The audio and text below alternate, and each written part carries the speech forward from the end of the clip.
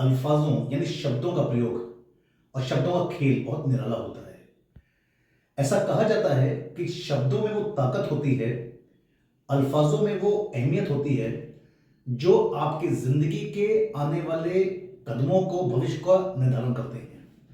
यह तो ऐसा कहा जाता है, अगर आपने अपने शब्दों के सिलेक्शन में बहुत केयरफुलनेस नहीं बरती तो शायद ये शब्दों का गलत प्रयोग आपकी जिंदगी को एक बहुत डिफरेंट डायरेक्शन में लेके आ सकता है।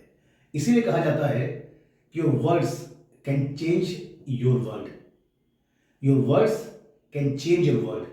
तो दोस्तों, शब्दों में इतनी ताकत होती है कि हम अपनी प्रोफेशनल लाइफ में, अपनी पर्सनल लाइफ में, अपनी फैमिली लाइफ में, इवन हम कहीं पर भी खड़े होते हैं, कहीं पर बैठते उठते हैं, बहुत ही केयरफुल होना चाहिए।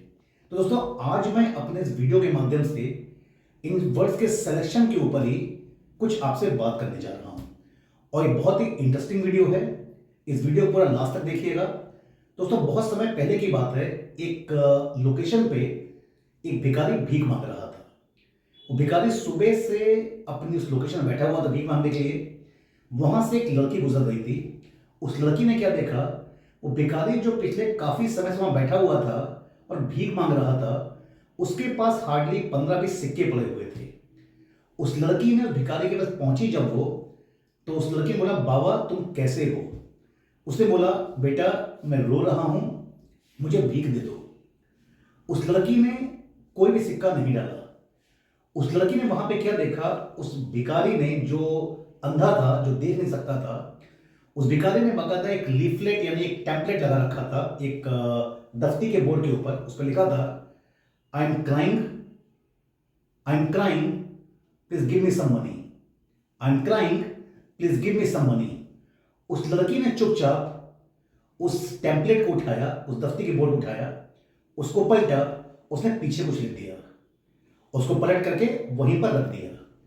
वो लड़की 3 घंटे के बाद लौट के आती है तो देखती क्या है, उस भिखारी के पास जहां सुबह से 2 से 3 घंटों में कुछ चंद सिक्के पड़े हुए थे, जब लड़की ने टेम्पलेट पे कुछ लिखा, उस लिखने के बाद 4 से 5 घंटे की ड्यूरेशन में काफी सारे सिक्के वहां पर इकट्ठे हो गए थे। लड़की दोबारा वहां पहुंची। उसने पूछा, बाबा तुम कैसे हो? वो भिखारी देख नहीं सकता था, लेकिन उसने उस लड़की की आवाज से पहचान लिया, ये लड़की वही थी जो सुबह आके उससे मुलाकात करके गई थी। उस बाबा ने बोला कि बेटा तुम्हारे आने से आज कुछ चमत्कार हो गया। जब तक तुम नहीं आई थी तो मैं सुबह से भीख मांग रहा था, लेकिन मुझे लोग 2-4-5 सिक्के डाल के ही गए थे, और तुमने पता नहीं कौन सा करिश्मा कर दिया कि तुम्हारे जाने के बाद यहाँ पे काफी सारे सिक्के इकट्ठे हो गए। तो मुझको लगता है तुम कहीं ना कोई फरिश्ता हो, कोई परमात्मा का कोई ऐसा मैसेंजर हो जो कुछ बहुत बढ़िया चीज मेरे लिए लेकर आया है। वो लड़की हल्के से मुस्कुराई। उस बाबा, सारा खेल शब्दों का है। उस लड़की ने टेम्पलेट को उठाया, बोला, बाबा मैं सिंपल एक बात कहना चाहती हूं, आपने टेम्पलेट पे लिखा हुआ था, I am crying, please give me some money. फिर मैंने उस पर क्या लिख दिया, hi everyone, this world is very beautiful. Hi everyone, this world is very beautiful. You are fortunate that you can see the world, but I am not so fortunate like you. I cannot see this word because I am blind. और मैंने simple एक emoji बना दिया। दोस्तों, इस कहानी से बहुत सीख मिलती है।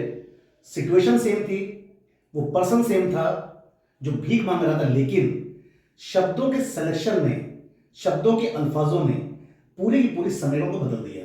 दोस्तों, इस वीडियो के माध्यम से, इस कहानी के माध्यम से मैं सिंपली कहना चाहता हूं, जो मैं खुद पे भी इंप्लीमेंट करता हूं, कि जिंदगी में आप कहीं पर भी खड़े हुए हैं, आप कहीं पर भी नौकरी कर रहे हैं, बिजनेस कर रहे हैं, कुछ भी काम कर रहे हैं, अपने सीनियर को डील करते हैं, अपने जूनियर को डील करते हैं, but is more important, you should be very careful for your words. इसलिए कहा जाता है, शब्दों का प्रयोग, शब्दों का प्रयोग आपको फर्श से अर्श पर लेकर जा सकता है, और शब्दों का गलत प्रयोग आपको अर्श से फर्श पर ला सकता है।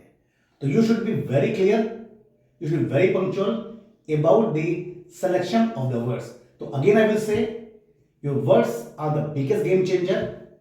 Your words can change your word, so be very careful, be very particular. So friends, thanks for watching me, thanks for listening to me. Stay connected with me. Thank you so much once again. जय हिंद, जय भारत, वंदे मातरम.